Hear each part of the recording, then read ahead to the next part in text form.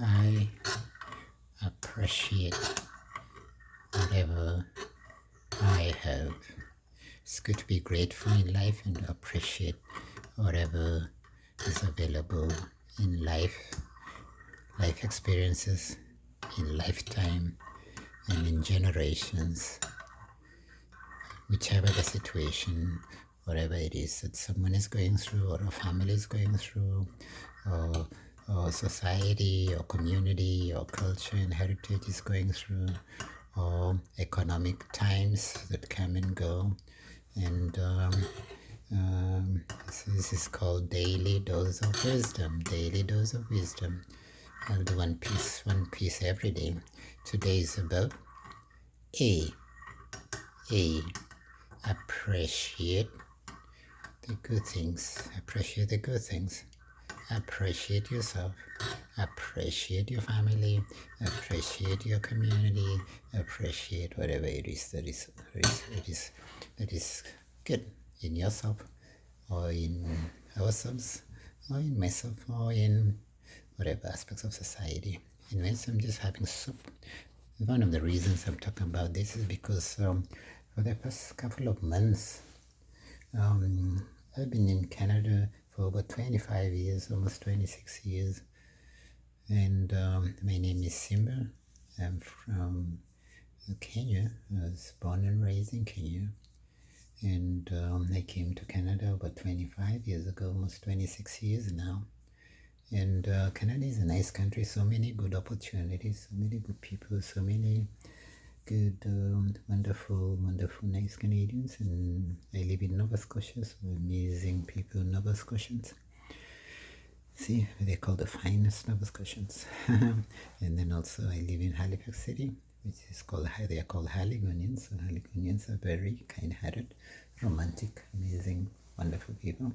See, so majority of people. Then there are people that are not, I don't know, for whatever reason, they just, I don't know, decide not to be good human beings, so they're born like that, or they're raised like that, or who knows what happens to them. Sometimes all of us have those moments, and then we bounce back to like, hey, let's be reasonable, let's get along together, come, let's reason together, and work on this and work on the other.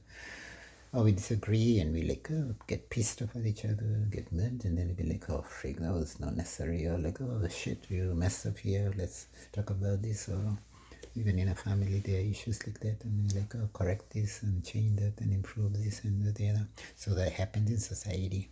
So recently, a few months, like since a few months now, I have been living on about 6, I don't know, 3, 4, 5, 6, I don't know how many months now.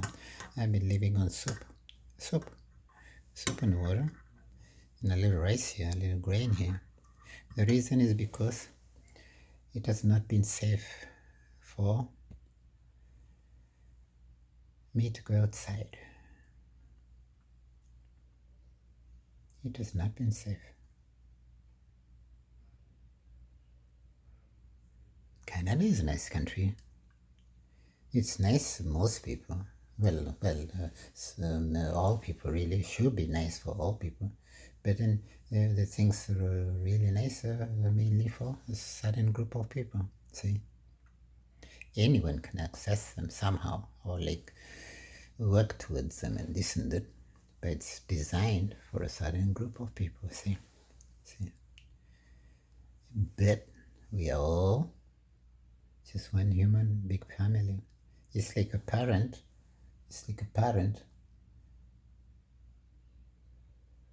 caring for 3 or 4 favorite children, and then mistreating other 2, assuming they have 5. So they care for the 3 that they like, that, I don't know, look like them, or like, I don't know, do the same religion, or do the same, I don't know, whatever it is. So they have sameness or similar things, similar skin color, similar belief, or similar, who knows, dressing style, or similar this or similar the other, see? And then the ones that are different are discriminated against, or they're bullied. Not all the time, but but it's there in society. It could be subtle. It could be like, what is it called? Intentional. It is hidden nicely below the surface. So it's just there. It is like passive aggressive, but it's aggressive. It's there. See, in the society. It's not only here. It happens in other countries too, even including Kenya, where I come from. See, where I was born and raised. See, Kenya in East Africa, in Bomet County, Boita Wood, Kibera village, Kibera farm communities. See, it happens in situations like that. Happens in families, all families. There'll be some one child wants to be a bully, wants to eat more than the other children. The mother and the father have to step in, or whoever, or the children will say, no, that's not right, whatever. Or the person learns from life experience, who knows, whatever. Or if it's just like a place that does not have good values and good whatever, then it just goes to shit, all of it. Or like it's like a little good progress here and there, and then a little environment that is not good. If it's a place that has more regulations, it seems like things are going okay. But there are these issues that are under the surface of society that are going on. There are people being kind-hearted that are going to volunteer in soup kitchens. There are people being good professionals. There are people being good students or young people, or whatever stage in life the students may be. And they are good managers and supervisors and CEOs of organizations or whatever. See, all kinds of people in the world and all kinds of situations and roles. It doesn't mean one is good all the time. This is one could have a mix and match of this and the other. We're human. We are subject to error, and we'll hopefully learn from it if we are smart enough or whatever. Or like who knows, whatever the situation is. See. But in society, same as in a schoolyard, there are people called bullies. The majority of the students are just having a good day. Majority of the students are like, I don't know, playing sports and whatever, and during break time, and then there are these 2 or 3 that are well known in the school or well known in whatever for being bullies. See, you can go around kicking the backpack of this one, or like spitting at the one, or like, especially they pick on the ones that are vulnerable. See, they pick on the ones that I don't know, may have issues in the family, or may have I don't know, they're new immigrants, or they're a different skin color, or they look frail, or they're some bookworm type person that just wants to I don't know, study and mind their own business and whatever. See. But these same people that are bullies have families that hopefully their parents want them to be caring and whatever. See, are raising them hopefully to be caring human beings. So there could be other issues that are going on in the family situation, or in the how they were brought up, or whatever, that makes them turn out like that. Or maybe they are that like that in a natural state. But anyone can learn. Anyone can learn to be a good person. Anyone can learn not to be a bully. See, even in government offices here in Canada, there's rules there that there's a sign that says no bullying, no, we don't tolerate harassment. I don't know, we follow human rights, and we follow the Canadian Constitution, and we have policies, Canadian policies, Nova Scotian policies, or like procedures and practices or processes to deal with situations like this, try and get along to they just try and create a good environment for each and everyone. Same as this London I live with. We all of us come from different countries and different what do you say, culture and heritage, and he allows us to live here in his house. And same as any other person renting, they just want someone that can pay, and just a good tenant that will take care of I don't know, just keep it clean and tidy and whatever. And Canada is a multicultural, this flag of Canada is a multicultural country, not the flag, but just one of the symbols of Canada. See, it's a multicultural country, all kinds of people from all over the world. See, so, but sometimes when people get opportunity like that, they want to prevent others from getting the same opportunity. So I moved here about 2 or 3 months ago, and there are about 8 or 10 of us, and they're just 2 or 3 that are just, well, they're bullies. See? So what do you do with it? It's like in a school, there are 2 or 3 bullies, or the other 500, 600 children are like just trying to have a good day and have a good experience. Or in a family, five people and the parent, so 5 kids and the parents, that's like 7 people. And you get 1 or 2 children that are just bullies, and all the others are just trying to have a good day in the family. So whatever, it's just it's probably how it is in society. See, I don't know, it's probably how it is in humanity, probably how it is in every country and every culture. See, there are these elements of human character. They'll be like, majority will be like just trying to have a good day, figuring out themselves and this and that. And then there's another very probably small portion here that is just so kind-hearted and so caring and so sweet and so amazing and so, I don't know, you find them like, I don't know, they want to care about the trees, they want to care about the pets, they want to care about even the ones that are suffering and bullying. They'll volunteer in a soup kitchen. They'll be like, they could be seniors, nice Canadians, or like Nova Scotians, or like Haligonians, or citizens of any other country in the world that just want to be caring and help others. See. So these ones that are bullies is what does humanity do with them? See. There's no point of putting them in prison. Society will put them in prison. So what do you do with that? See, maybe like in Canada they are called correctional facilities, where people stay there, and some of them never come out for life. Friggin', what kind of life is that? See, anyway, but they say society will say, oh, you did something wrong and you got to pay the consequences for that. See. Oh, jeez, how the heck? See, hopefully they are visited by family members or community members. There are certain charities here that help, or non-profit organizations or NGOs that help people like that. Here, I used to work a lot with the people that are homeless on the street, and there are all kinds of people that are homeless. There's some from rich families, there's some from middle class families, there's some that have disabilities. It's just about mixture of society that ends up on the street or whatever. In USA, there's like millions, like maybe 2, 3, I don't know how many million people, 5 million or whatever, that are homeless living on the street. Canada, they have much fewer.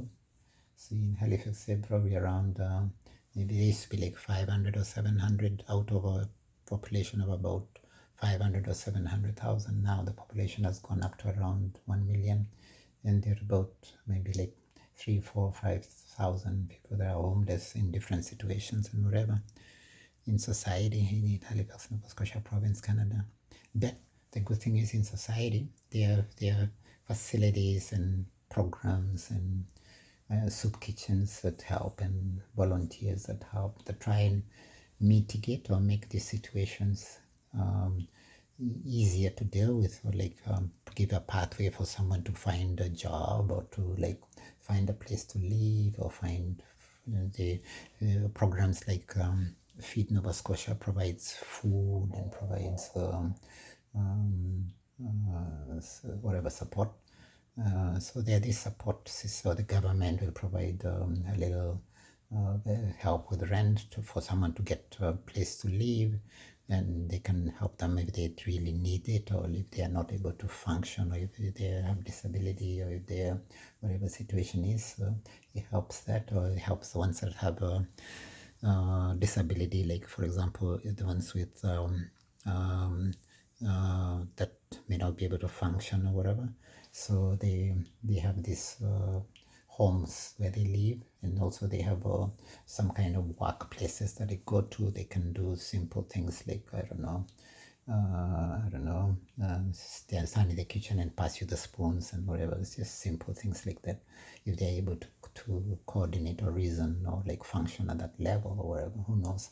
See, I'm just giving random examples. I used to work in an organization with, that used to send us to places like there's a group home called RRSS, regional residential something services, and so they take care of the ones that have mental health issues and the ones that have either birth defects or whatever, and or whatever reason they're not able to take care of themselves. So there's just many of them that there used to be one called Nightingale. There's others like Home Instead, and those ones take care of seniors that are not able to take care of themselves, and Shanex also takes care of seniors, and it's a big organization, so anyone can go get there in a job, or Northwood. So those are like they're not able to take care of themselves, but they are elderly, so there are specific ones that deal with certain specific situations. There's a organization that takes care of women. What is it called? Some House takes care of women, and then there's one that takes care of women, I think in prison or something like that. It's called I remember in a second. And then there's another one that takes care of youth. It's called Phoenix Shelter. So there are all these different organizations that take care of help situations like that. However, in society, in a living situation, there are people that are called bullies. They could be like from well-off families, like the ones we live with here. It's a very well-off community here in the south end of Halifax, close to St. Mary's University, close to Dalhousie University, close to Nova Scotia government, close to human rights organizations, close to like it's a very wealthy society here in the south end. But among the 10, there's like 2 or 3 that are bullies. 10 tenants. See, the landlord is kind-hearted and caring, but he would maybe yell at one or two, whatever. See, I've not experienced this in any other place I've lived before. I haven't. But what you do, you move from this place, and then it's very hectic finding a suitable place in Halifax. See, because it's a small city, so there's big cities. There are more whatever places to go to and whatever. See, do I move out of here and go live in a shelter and say that I've been bullied and say that I suffer pain and suffering and this and that? No, I do try and resolve the situation. See, the bullies will not change. They're probably raised like that. They probably choose to be like that. If they're not raised like that, they're just misbehaving because their parent is not here, because their whatever the school is not seeing them here doing that, or the whatever professional organization is not seeing them doing that. So they just or they do it towards the person when the other roommates are not there. See. So it's just how, because they're just what bullies do. See, a good example on a national level or international level is probably someone like Hitler. Hitler was just a bully. He just had more resources, so he's like, I don't like the Jews. I don't like anyone else that look different except for the Aryan race or whatever. Yeah, I mean, I don't know what was going on in Germany that time. I didn't live in that period or whatever. See, but in this modern time, in 2025, 26, we have someone called Donald Trump, and he has similar bully characteristics. See? He's very rich, and he was able to become president, and he ran a business well. He has immigrants working for him in the businesses, but he kicked out immigrants from the country.